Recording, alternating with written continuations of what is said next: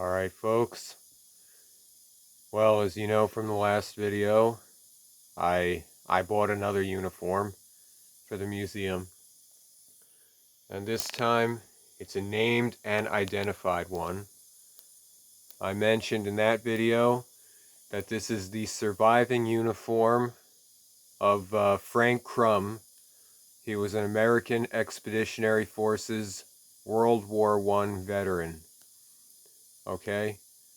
And this was his uniform, his garrison cap, one of his putties, and there was a handwritten note in there that tells all about him.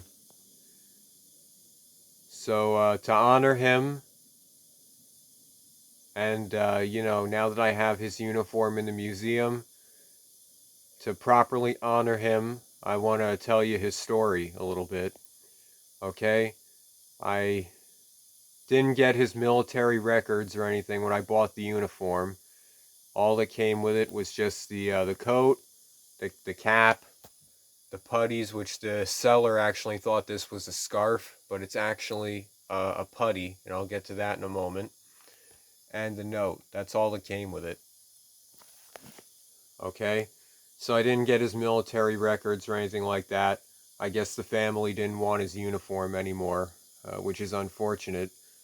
But I'm happy that at least it went to somewhere where I'll definitely take care of it. It's not going to get destroyed. Sometimes these things get thrown away or left to rot. But yeah, 1917, April 6, 1917 was when the United States entered the war. November 11th, 1918, it ended. So Frank Crum was drafted anywhere in that time period there between 1917 and 1918. And he would have been discharged in 1919. Okay, we know he was discharged because on his left sleeve, this is an honorable discharge patch. Okay, it's really sun bleached, and it's pretty much orange in person. But back in 1918, this would have been bright red, a lot like the stitching. And actually, these patches and things were hand sewn onto the uniforms. So this is Frank's actual sewing. He put this on his uniform. Down here, this is his war service chevron. That also went on the left sleeve. And this is for 6 months of military service, at least. So he at least served in the war for 6 months. On his right sleeve should have been his rank insignia, if applicable, and his wound chevron if he was wounded during the war. Luckily, there is no wound chevron, so it's looking like, thankfully, he was never hurt in the war.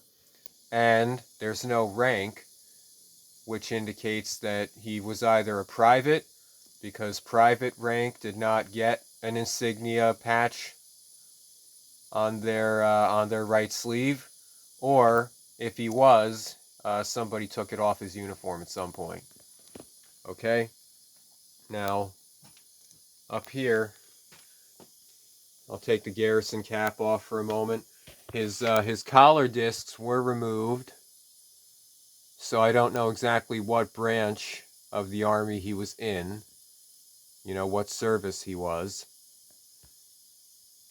If he had, if he was a private first class, or let's say a corporal, because these are the ranks I have on hand right now, okay?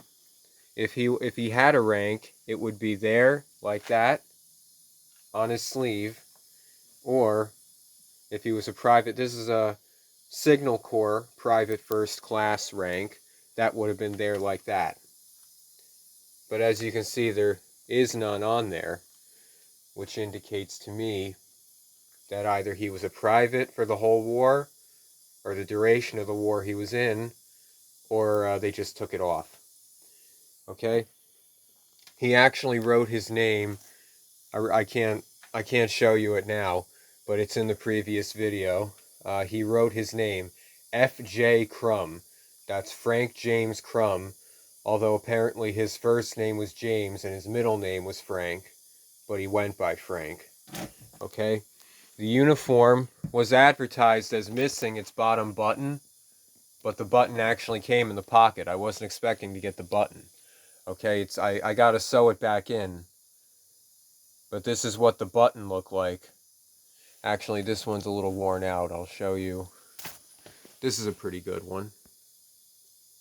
The Federal Eagle on all the buttons. Okay, his uniform is made out of wool. It's olive drab. It looks a little brown on the camera, but it's definitely olive drab, much like that one. That's an M1918 Pershing jacket. They named it after General Pershing, who, well, you can't really see him, but that's General Pershing right in there, right next to President Wilson. Okay? You can tell the difference between the M1918 Pershing jacket because this has exterior pockets, Pershing jacket has interior pockets. Okay? And this is the wool winter uniform. They had this, and before the United States entered the war, there was the cotton summer uniform, the lightweight one, which is up there. That one wasn't really used during the war. It was really only these ones which were meant to be used. Okay, so this is a completely authentic uniform. And the garrison cap. They came out with these garrison caps because the campaign hats were too bulky and they can't collapse, so they're not good for storage. The campaign hats, or I mean garrison caps, okay, you can see, you can open them up, but they fold flat. And the US button, you see that? Well, that's similar to a collar disc that would have been on his collar. Okay? So this is Frank's garrison cap. I'm going to try and put it back up here. Okay? Now, Frank Crum, from the handwritten note here and the research that the seller did, Frank Crum was born on February 12th, 1896. That's President Lincoln's birthday. He was born in Antietam, Washington, Washington State. And he was apparently born in a cave while the family was waiting for their home to be built. Okay?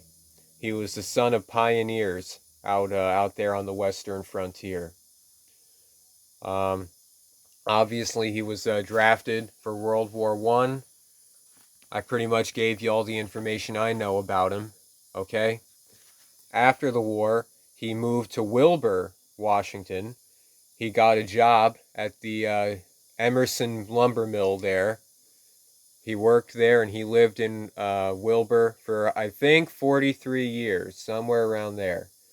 He was also a city constable in Wilbur.